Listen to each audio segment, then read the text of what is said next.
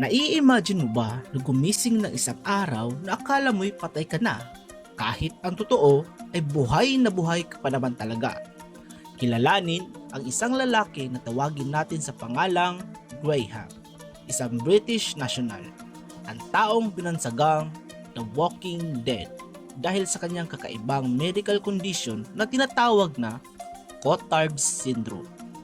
Noong 2013, nang na-establish ng mga researcher ng University of Liège ang kaso ni Graham na kilalang The Man Who Thought He Was Dead dahil sa kanyang kakaibang medical condition.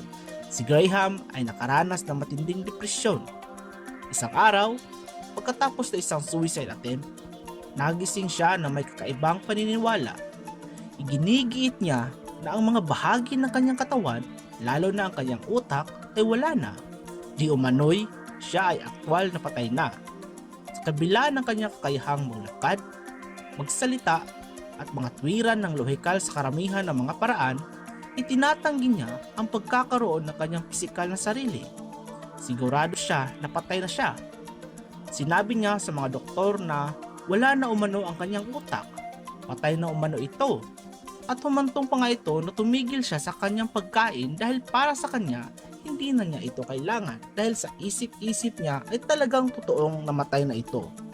Bukod pa doon, madalas rin siyang pumunta sa sementeryo dahil pakiramdam niya ay doon siya nararapat. Nawalan siya ng interes sa lahat ng bagay, kahit sa pamilya niya, na para bang isa siyang walking dead sa totoong buhay. Kaya sinuri nila Adam Zeman at Stephen Loris, mga researcher, ang utak ni Graham at lumalabas na ang activity ng ilang bahagi ng utak niya ay sobrang baba na parang katulad ng brain activity ng taong natutulog o nasa coma. Meron bang lunas ang Cotard Syndrome? Sa kaso ni Graham, siya ay gumaling sa pamamagitan ng therapy at medication.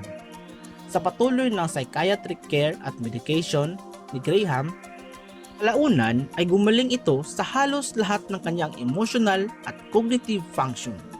Pagamat napanatili niya ang bahagyang kaalaman sa kanyang nakaraang delusyon. Ang kanyang karanasan ay nananatiling isa sa mga pinakamalinaw na dokumentong modernong kaso ng Cotard Syndrome. Ang kondisyon ni Graham ay naging isang mahalagang halimbawa para sa neuropsychiatry para sa pag-uugnay sa matinding depresyon, persepsyon sa sarili, at metabolismo ng utak. Pinapakita nito kung paano ang epekto o dysfunction sa mga network ng utak na namamahala sa emosyon at kamalayan sa sarili. Maaari rin itong magdulot ng malalim na delusyon sa pagkakakilanlan.